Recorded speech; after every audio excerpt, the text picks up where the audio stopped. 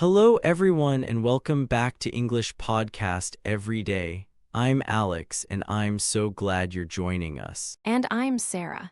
It's fantastic to be here with all of you again. We've got a really insightful episode lined up today. Absolutely, before we dive in, a quick reminder to hit that subscribe button if you haven't already. It really helps us out. Yes, please do, and tell your friends. Today, we're tackling a topic that I think resonates with so many of us. Stepping into the hidden power of no longer proving your worth to anyone. It's a powerful one, isn't it? We'll be exploring what it truly means to let go of that need for external validation and embrace our intrinsic value. Exactly. Get ready for some deep dives, practical tips, and of course, our usual fun with English vocabulary and expressions. So, settle in, grab a cup of coffee, and let's get started. All right, so let's really unpack this intriguing title, Stepping into the Hidden Power of No Longer Proving Your Worth to Anyone. Sarah, what does that phrase immediately bring to mind for you? Oh, Alex, it brings to mind a huge sigh of relief. It's about that moment when you realize you don't need external validation to feel good enough.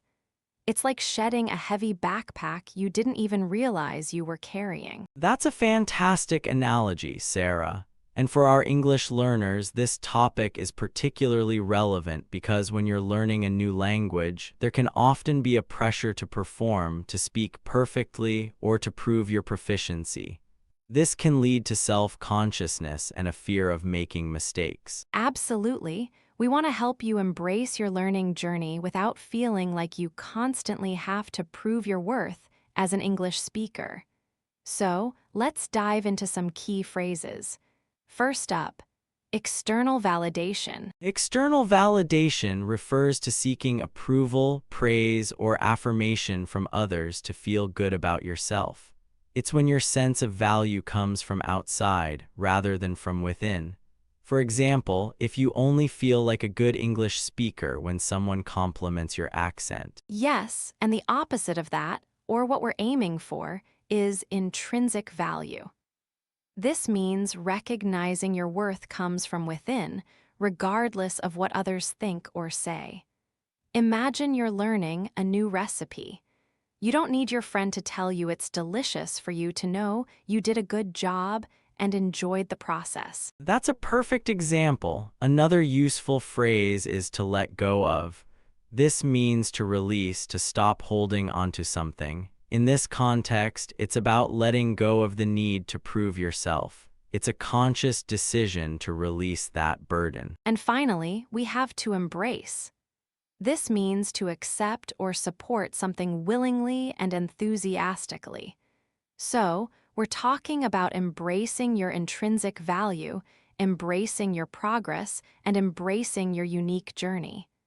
It's not just tolerating it, it's welcoming it with open arms. Excellent. So, as we explore this topic, keep these phrases in mind. We're not just discussing a psychological concept. We're also giving you the linguistic tools to articulate these ideas in English. Exactly, and trust me, once you start applying this mindset to your English learning, you'll feel a huge shift. Less pressure, more enjoyment, and faster progress. It's a win-win. All right, everyone, now let's hear a real conversation. Listen closely for those key phrases we just learned. Here's a chat between Michael and Nicole, where Michael is struggling a bit, and Nicole helps him navigate his feelings. Hey Nicole, do you have a minute? I'm feeling a bit overwhelmed today. Of course, Michael. What's on your mind? You sound a little down. It's just work. I spent all weekend trying to perfect that report, and then the boss barely looked at it. It feels like I'm constantly trying to prove my worth, you know. Oh, Michael, I totally get that feeling. It sounds like you're really seeking some external validation for your efforts. Yeah, exactly. Like, if he doesn't say it's good, then maybe it isn't good. I always want to make sure everyone thinks I'm doing a great job. I understand. But remember, your value isn't determined by what your boss or anyone else thinks of your work. That's about your intrinsic value. Intrinsic value. I know, I know. I try to tell myself that. But it's hard to let go of that need for approval. It absolutely is hard. It's a journey, not a destination. But think about it. You put in the effort, you know you did your best work. That's what truly matters. I guess so. I did spend a lot of time on it and I was proud of it when I finished. Before he saw it anyway. Exactly. So, can you try to embrace that feeling of pride you had? Embrace the fact that you delivered quality work, regardless of the boss's reaction. Embrace it. It sounds nice. It's just hard to switch that mindset. I know it takes practice, but every time you catch yourself seeking external validation, try to redirect your focus to your intrinsic value. Ask yourself, did I do my best? Am I proud of this? That's a good way to think about it. So, I need to let go of the idea that I need his praise to confirm my work is good. Precisely. And when you do that, you'll feel lighter. You're not carrying the burden of other people's opinions anymore. You're free to just be. Wow, that makes a lot of sense. Thanks, Nicole. I needed to hear that. Anytime, Michael. Just keep practicing those concepts. You've got this. All right, everyone, welcome back. That was a great conversation between Michael and Nicole. Now let's break it down and unpack some of the fantastic language they used. Absolutely, Alex. There were so many useful phrases and natural expressions in there. I particularly loved Michael's opening line. I'm feeling a bit overwhelmed today. Yes, overwhelmed is a fantastic word for intermediate learners. It means feeling like you have too much to handle, either emotionally or in terms of tasks. It's stronger than just stressed. A B1 learner might say, I have too much work, but overwhelmed conveys the emotional impact more clearly. Exactly. And then Nicole responds with what's on your mind. This is such a natural and empathetic way to ask someone what's bothering them. It's much warmer than just what's wrong. Good point, Sarah. Another phrase that stood out was when Michael said, it feels like I'm constantly trying to prove my worth. We introduced prove your worth earlier, but hearing it in context really solidifies its meaning. And Nicole's response, I totally get that feeling, is a perfect example of showing empathy. To totally get something means to completely understand it. It's very common in casual conversation. Yes, a B1 learner might say, I understand that feeling, which is fine, but I totally get that adds a layer of natural conversational fluency. Also, Michael used let go of that need for approval, which beautifully illustrates the phrasal verb to let go of. And Nicole's advice, it's a journey, not a destination. This is a fantastic idiom. It means that achieving something, especially something personal like self-acceptance, is a continuous process, not a single event. Indeed, it's a very common and versatile expression. You could use it for learning English too. Learning English is a journey, not a destination. It emphasizes the ongoing nature of progress. And finally, I loved Nicole's closing line. You've got this. It's such a simple, encouraging phrase that means you can do it or you are capable. Perfect for cheering someone up. Excellent summary, Sarah. That conversation really showcased how these concepts and vocabulary can be used in a natural, supportive exchange. That conversation was so insightful. Now, Alex, let's pivot a little and talk about one of the biggest culprits that makes us feel like we constantly need to prove ourselves: social comparison. Ah, yes, social comparison. It's so prevalent today, especially with social media. We're constantly bombarded with curated images of other people's lives, which can make us feel inadequate. Exactly. And this leads us to our first new phrase, keeping up with the Joneses. This idiom means trying to match or exceed the social status or possessions of your neighbors or friends. It's all about external appearance. It's a classic phrase and it really highlights the pressure to conform. For example, if your neighbor buys a new car, you might feel compelled to buy an even newer, fancier one, even if you don't need it or can't truly afford it. Spot on, and when we do that, we often fall into the trap of chasing perfection. This isn't about healthy ambition. It's about an unrealistic, often self-defeating pursuit of flawlessness, driven by the desire to be seen as the best in comparison to others. That's a great distinction. To chase perfection implies an endless, often unachievable goal. A common mistake here for learners might be to say seeking perfection. While similar, chasing emphasizes the active, often desperate pursuit. Yes, chasing has that slightly frantic, never quite reaching feel to it. And this constant comparison and chasing can really erode your self-esteem. To erode means to gradually wear away or destroy something. So, it slowly diminishes your belief in yourself. Exactly, instead of destroy your self-esteem, which is too strong, erode suggests a slow, insidious process. Incorrect usage might be break your self-esteem, while understandable, erode is more precise and natural for this context. That's perfect. And finally, the antidote to all this is to cultivate a growth mindset. This means believing that your abilities and intelligence can be developed through dedication and hard work, rather than being fixed traits. It shifts the focus from being the best to becoming better. A growth mindset is crucial. It allows you to embrace challenges and learn from mistakes without feeling like your worth is on the line. It's about personal progress, not external validation. Exactly. So, instead of trying to keep up with the Joneses or chase perfection, we want to encourage our listeners to focus on their own growth mindset and avoid anything that might erode their self-esteem. Fantastic summary, Sarah. These phrases really help articulate the subtle pressures and the empowering alternatives when we stop proving our worth to others. All right, everyone, let's hear another real-world example. This time, we have Adam and Sky discussing their fitness journeys. Listen out for those new phrases we just covered. Hey, Sky, you look great. Have you been working out a lot? Oh, thanks, Adam. Yeah, I've been hitting the gym consistently. Feeling much better these days. That's awesome. I've been trying to get back into it, but it's tough.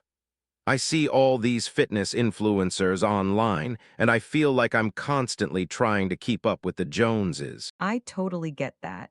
It's so easy to fall into that trap. For a while, I was really chasing perfection, thinking I needed to look a certain way to be fit enough. Exactly. I feel like if I don't look like them, my efforts aren't good enough. It really starts to erode my self-esteem. Yeah, that's a dangerous path. What helped me was shifting to a growth mindset. Instead of comparing myself to others, I started focusing on my own progress. A growth mindset. So like not about being perfect, but about getting better. Exactly. It's about celebrating small victories, like running a little further or lifting a bit more, rather than obsessing over someone else's highlight reel. That makes sense. I've been so focused on what I don't have that I forget to appreciate what I can do. Right, and when you stop trying to keep up with the Joneses and stop chasing perfection, you actually enjoy the process more. It becomes about your well-being, not about external validation. That's a good way to put it. I guess my self-esteem has been taking a hit because of all that comparison. It's easy to let it erode, but you can build it back up. Focus on what feels good for your body and your goals.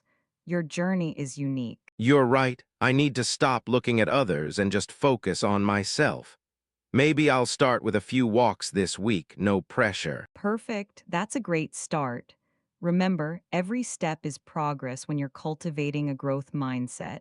You've got this. Thanks, Sky, that really helps. I feel a bit more motivated now. Anytime, Adam, just keep that growth mindset front and center. Great conversation. Now let's break it down and compare B1 and B2 level language. Absolutely, Sarah. That conversation between Adam and Sky was a fantastic example of the concepts we just discussed, and it offers some great points for comparing B1 and B2 English. Totally. Let's start with Adam's opening. He says, "You look great. Have you been working out a lot?" A B1 learner might say, "You are looking good. You work out," which is understandable, but have you been working out a lot? Uses the present perfect continuous, which sounds much more natural for an ongoing activity. Excellent observation. And then Sky's response, "I've been hitting the gym consistently." A B1 learner might say, "I go to gym often." But hitting the gym is a great idiom for to go to the gym regularly, and consistently is a more precise adverb than often, pushing it towards a B2 level. Yes, and Adam's next line, "I see all these fitness influencers online, and I feel like I'm constantly trying to keep up with the Joneses." The B1 version might be, "I see fit people online, and I want to be like them." Adam uses the specific term fitness influencers and the idiom keep up with the Joneses, which is very B2. Indeed, and Sky's use of "I totally get that." A B1 speaker might say, "I understand that." But "I totally get that" is a common softener and natural expression that adds empathy and fluency. Also, her use of "fall into that trap" is an excellent idiomatic phrase. And Adam's next statement, "It really starts to erode my self-esteem." A B1 learner might struggle here, perhaps saying, "It makes me feel bad about myself." Erode my self-esteem is a much more sophisticated and precise way to express that gradual negative impact. Absolutely, and Sky immediately offers the solution, shifting to a growth mindset. This is a more academic and nuanced term than a B1 learner might use, who might simply say, "changing how I think." The whole phrase "shifting to a growth mindset" is very B2. Exactly, and I love Sky's use of obsessing over someone else's highlight reel. This is such a modern and vivid expression, referring to the curated, perfect versions of lives we see online.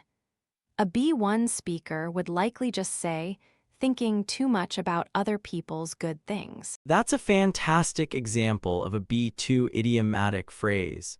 And then Adam's phrasing, "I've been so focused on what I don't have that I forget to appreciate what I can do." The structure, "I've been so focused on X that I forget Y," is more complex and natural than a simple B1 sentence like, "I only see what I don't have." And finally, Sky's encouragement. It becomes about your well-being, not about external validation. This directly uses our target vocabulary, external validation, seamlessly, which is a sign of true comprehension and B2 fluency. A B1 learner might say, "It's about feeling good, not about what others think." Excellent points, Sarah. This conversation really highlighted how using richer vocabulary, idioms, and more complex sentence structures elevates the language from B1 to a solid B2 level, making the expression more precise and natural. All right, everyone, let's do a quick recap of everything we covered in today's episode. What a journey it's been. We started by defining external validation versus intrinsic value, and how crucial it is to let go of the need to prove your worth and instead embrace your own journey. Exactly. Our first conversation with Michael and Nicole highlighted how to deal with feeling overwhelmed and how to shift focus from seeking approval to recognizing your own efforts, remembering it's a journey, not a destination. Then we dove into the trap of comparison, discussing the idiom, keeping up with the Joneses, and the perils of chasing perfection, which can truly erode your self-esteem.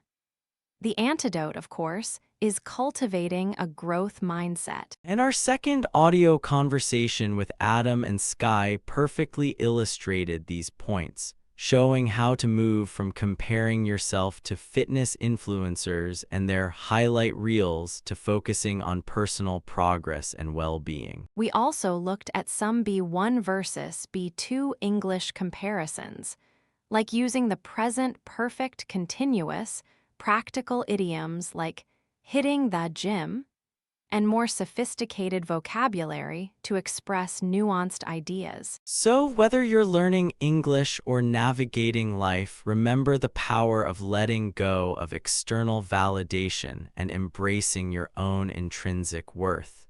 Your journey is unique and valuable. Absolutely. Focus on your growth, celebrate your progress, and always remember you've got this. Well, that brings us to the end of today's insightful episode. It's been a truly enriching discussion, and I hope it's given all of you some valuable food for thought, not just for your English learning, but for life in general. Absolutely. Thank you so much for tuning in and joining us on this journey. Your engagement means the world to us. And before you go, please remember to hit that subscribe button, give us a like, and leave a comment below.